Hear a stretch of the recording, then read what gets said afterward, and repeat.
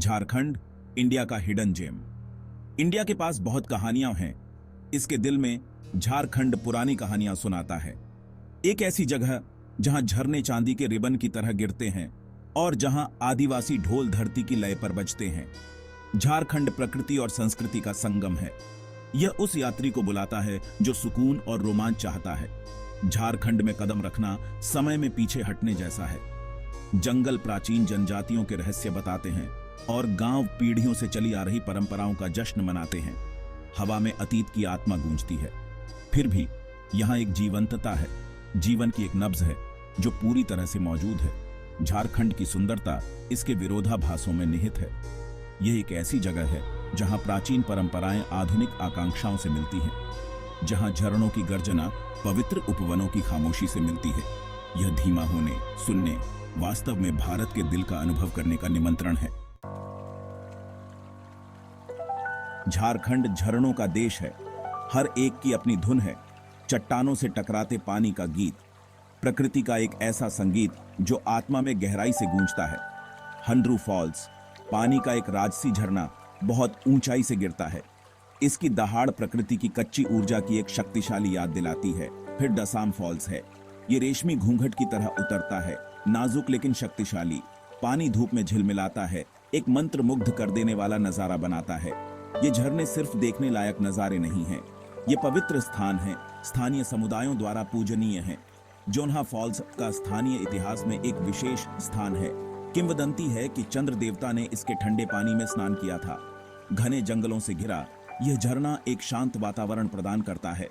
पानी की आवाज, पक्षियों का चहचहाना, प्रकृति की शांति का संगीत। झारखंड का दिल अपनी आदिवासी जनजातियों की लय के साथ धड़कता है।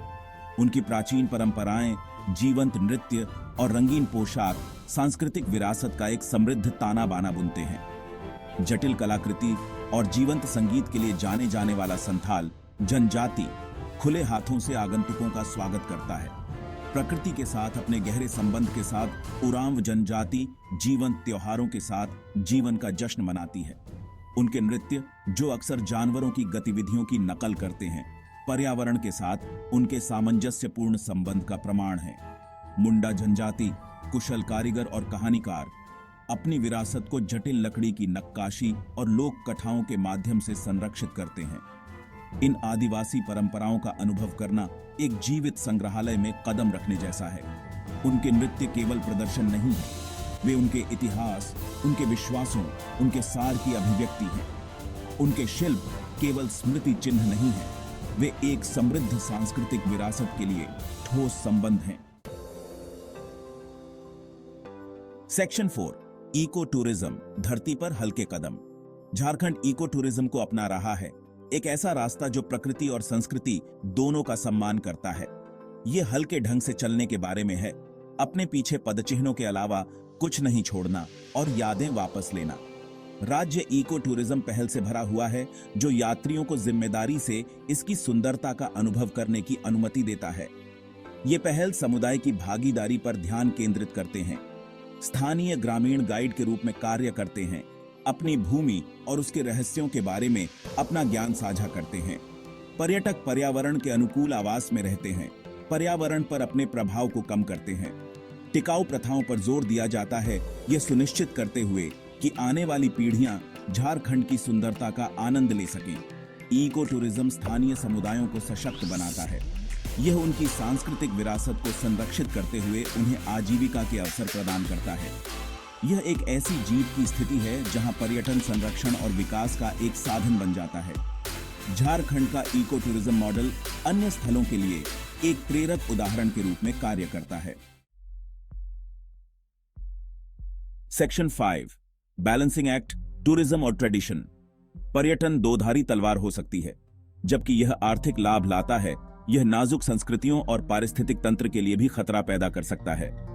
झारखंड को अपनी अनूठी पहचान को बनाए रखने की आवश्यकता के साथ अपनी पर्यटन आकांक्षाओं को संतुलित करने की चुनौती का सामना करना पड़ता है। कुंजी जिम्मेदार पर्यटन में निहित है। पर्यटकों को स्थानीय समुदायों और पर्यावरण पर उनके प्रभाव के प्रति जागरूक होना चाहिए। उन्हें स्थानीय रीति रिवाजों और परंपराओं का सम्मान करना चाहिए। कूड़ा डालने से बचना चाहिए और स्थानीय व्यवसायों का समर्थन करना चाहिए। जिम्मेदार व्यवहार को बढ़ावा देने में शिक्षा और जागरूकता महत्वपूर्ण है। झारखंड सरकार और पर्यटन हितधारक टिकाऊ पर्यटन प्रथाओं को सुनिश्चित करने के लिए कदम उठा रहे हैं। संवेदनशील क्षेत्रों की सुरक्षा के लिए नियम बनाए गए हैं। आगंतुकों के बीच जिम्मेदार पर्यटन को बढ़ावा देने के लिए अभियान चलाए जा रहे हैं। लक्ष्य एक ऐसा पर्यटन मॉडल तैयार करना है जो आगंतुकों और स्थानीय लोगों दोनों को लाभान्वित करे। Section 6 a call to preservation protecting paradise.